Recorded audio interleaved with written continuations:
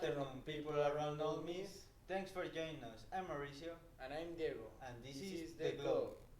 Today we are talking about the decision from the Russian President Vladimir Putin, who announced that Russia is going to boost their nuclear arsenal by adding 4 intercontinental ballistic nuclear missiles. But what is an intercontinental ballistic nuclear missile? Those are the longest range ballistic missiles, able to travel 5,000 miles. So they can destroy an entire city, isn't it? Yes. So let's watch a part of a public conference from Vladimir Putin. This year, our nuclear forces will receive more than 4 intercontinental ballistic missiles, capable of penetrating all existing missile defenses, even the most advanced.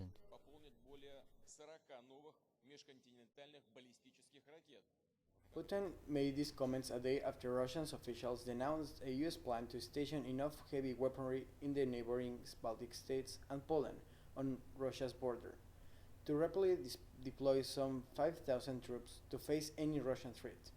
Also, we need to mention on June 18, President Vladimir Putin commented in St. Petersburg International Economic Forum, and I quote, "These are decisions such as the United States unilateral withdrawal from the anti-ballistic missile treaty on missile defense, and not local conflicts that lead to the Cold War."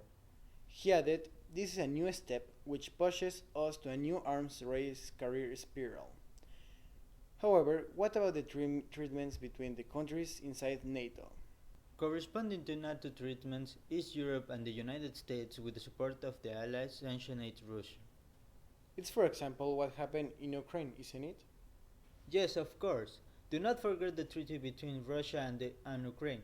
Despite the sanctions of Russia, it has had economic stability this year. Incredible the reaction of Russia's economic development to the statistics values set last year to have an economic downturn. However, Russia isn't going into an economic recession as big as they expected. Of course it is, but with NATO's treaties, do you believe that Russia managed the nation's priority as well as its economics? Do you refer to its sovereignty? Yes. Well, talking about sovereignty, the leader of the Kremlin said in the conference, "We are in fact being told that the United States know better what we need. Let us define our own interests and our own needs ourselves. We should not be spoken to into the language of ultimatums."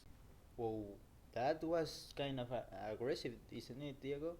Well, what do you think about the several affirmations of these political figures, Diego? Well, I'm confident that the United States and the NATO members will be able to negotiate and reach a peaceful agreement with Russia. Finally, I don't think that Russia will start a war. They have a great army, no less. They are not as powerful as the combined forces from the NATO members. Moreover, the inhabitants from Russia will not support that kind of decision. I totally agree with you. Nevertheless, we hope that the negotiation will have positive effects in the future decisions of each country with nuclear power. Even though President Putin would like to improve Russia's army, he must focus on his people. Of course, that's the reason there is a worldwide agreement related to nuclear power. Each country should stop building weapons of mass destruction and start investing that money in infrastructure and improve the quality of life for their people. Also, in my own opinion, if you like, the fact that these tremendous weapons are so expensive and the actual economy is in debt, it may create an aggressive environment for Russia. The possibilities for an, let's call it, second Cold War will be feasible.